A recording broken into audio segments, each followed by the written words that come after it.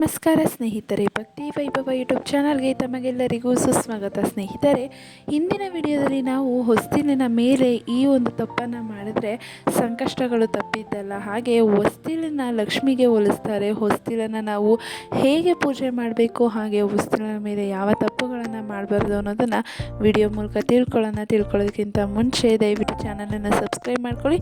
ಹಾಗೆ ವಿಡಿಯೋ ಇಷ್ಟ ಆಯಿತು ಅಂದರೆ ವಿಡಿಯೋಗೆ ಲೈಕ್ ಮಾಡಿ, ಶೇರ್ ಮಾಡಿ, ಕಮೆಂಟ್ ಮಾಡಿ. ಕಮೆಂಟ್ ಬಾಕ್ಸ್ನಲ್ಲಿ ಓಂ ಶ್ರೀ ಮಹಾಲಕ್ಷ್ಮಿ ನಮಃ ಎಂದು ಕಮೆಂಟ್ ಮಾಡಿ.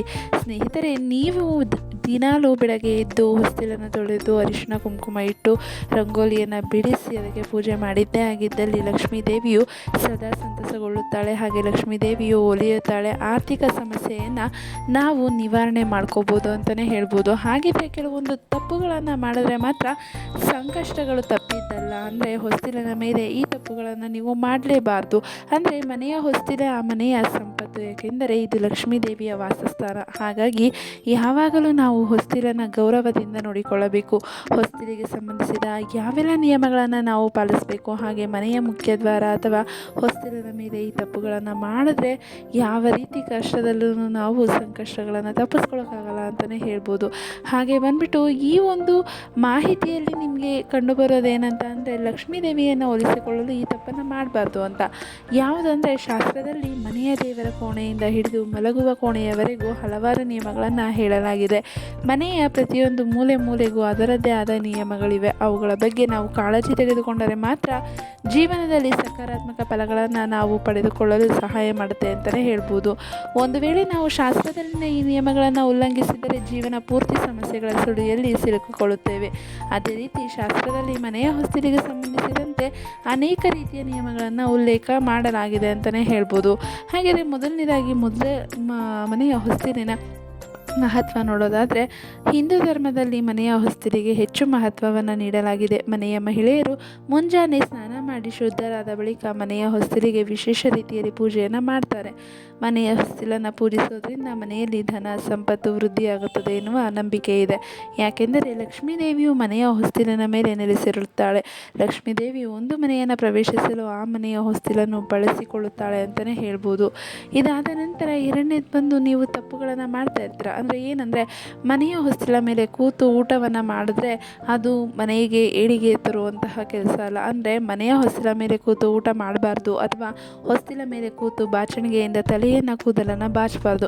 ಅಲ್ಲದೆ ಹೊಸ್ತಿಲಿನ ಮೇಲೆ ಪಾದಗಳನ್ನು ಇಟ್ಟು ನಿಲ್ಲಬಾರದು. ಹೊಸ್ತಿಲಿಗೆ ಸಂಬಂಧಿಸಿದ ಈ ತಪ್ಪುಗಳನ್ನು ನೀವು ಮಾಡೋದ್ರಿಂದ ಲಕ್ಷ್ಮೀ ದೇವಿಯು ನಿಮ್ಮ ಮೇಲೆ ಕೋಪಗೊಳ್ಳಬಹುದು. ಇದರಿಂದಾಗಿ ನೀವು ಆರ್ಥಿಕ ಬಿಕ್ಕಟ್ಟನ್ನು ಎದುರಿಸಬೇಕಾಗಬಹುದು ಅನ್ನುವ ನಂಬಿಕೆ ಇದೆ.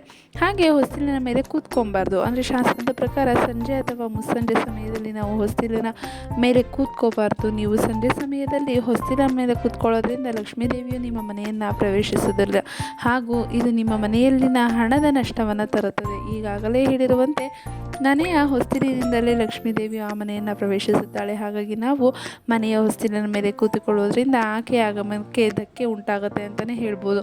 ಹಾಗಿದ್ರೆ ಇದರಿಂದ ಅಶುಭ ಫಲಿತಾಂಶಗಳು ಕೂಡ ಪ್ರಾಪ್ತವಾಗುತ್ತೆ. ಹಾಗಾದರೆ ಏನಂದರೆ, ಹೊಸ್ತಿಲಿನ ಮೇಲೆ ನಿಂತು ನಾವು ಮನೆಗೆ ಅತಿಥಿಯನ್ನು ಸ್ವಾಗತಿಸಬಾರದು ಅಥವಾ ಅವರನ್ನು ಬೀಳ್ಕೊಡಬಾರದು ಎನ್ನುವ ನಂಬಿಕೆ ಇದೆ. ಇದನ್ನು ಮಾಡುವುದು ಮಂಗಳಕರವಲ್ಲವೆಂದು ಪರಿಗಣಿಸಲಾಗುವುದಿಲ್ಲ.